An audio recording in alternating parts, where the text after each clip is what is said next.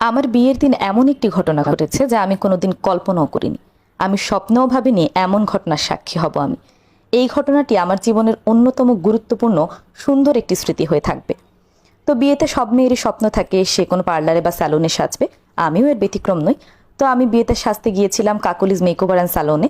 সেখানে সাজতে সাজতে আমার একটু দেরি হয়ে গিয়েছে, কারণ আমি দেরিতে গিয়েছিলাম। এদিকে আমার আব্বু বাসা থেকে বারবার ফোন করছিলেন তাড়াতাড়ি আসার জন্য, বরযাত্রী চলে আসবে, আমরা যেন বরযাত্রীর আগে বাসায় যেতে পারি। তো স্যালন থেকে সেজে বের হওয়ার পরই এমন একটি ঘটনার সম্মুখীন আমরা হই যা আমিও ভাবিনি, আমার কাজিনরাও ভাবেনি। রাস্তায় গিয়ে আমার সঙ্গে দেখা হয় আমার বরযাত্রীর। চৌরাস্তার কাছে এসে দেখি আমার শ্বশুরমশাই মিষ্টি কিনছেন। এইদিকে তো আমি তাড়াতাড়ি করে সিএনজিওয়ালা মামাকে বলছিলাম আপনি তাড়াতাড়ি চালান। সিএনজিওয়ালা মামাকে আমার আব্বু বলে দিয়েছিল যেন আস্তে আস্তে চালায়, কোনো দুর্ঘটনা না হয়, কারণ আব্বু চেয়েছিল আমরা কারে আসি, কিন্তু কারে আমার অনেক বেশি সাফোকেটেড লাগে, তাই আমি সিএনজিতে করে এসেছি। এদিকে সিএনজিওয়ালা মামাকে আমরা যত বলছি তাড়াতাড়ি চালান, মামা বারবারই বলছে আমার আব্বুর কড়া নির্দেশ যেন আস্তে চালায়।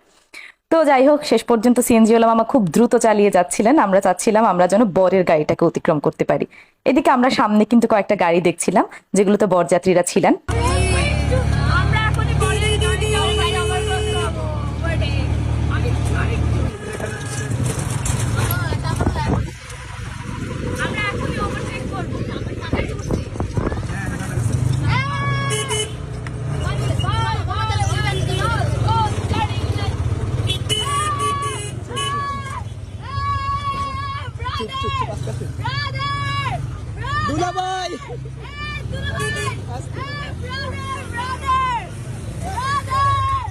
চাপতে বলো চিল্লায় না।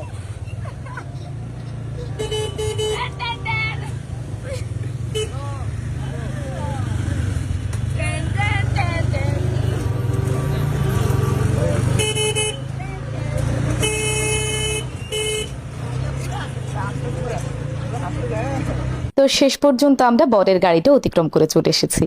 অনেক মজা হয়েছে। বরের গাড়িতে যারা ছিল তারাও খুবই অবাক হয়েছে এই ঘটনা দেখে, আমরাও খুব মজা পেয়েছি। কিন্তু এখন আমাদের উদ্দেশ্যটা হলো বরের আগে আমাদেরকে ভ্যানুতে পৌঁছাতে হবে। তো আমি মামাকে বলছিলাম তাড়াতাড়ি করেন, আজকে বরের আগে আমাদেরকে বাসায় যেতেই হবে, নয়তো কিন্তু আব্বুর বকা খাবো। তো শেষ পর্যন্ত আমরা চলে এসেছি বাড়িতে। বিয়েটা কিন্তু হয়েছিল আমাদের গ্রামের বাড়িতে। দেখতেই পাচ্ছেন কি সুন্দর চারিদিকে সবুজ।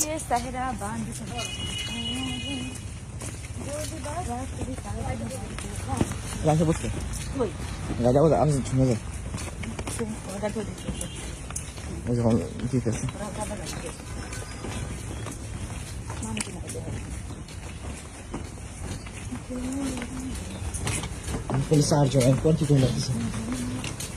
এত লড়াইয়ের পর শেষমেশ বরের 5 মিনিট আগে আমরা ভ্যানুতে চলে আসতে পেরেছিলাম।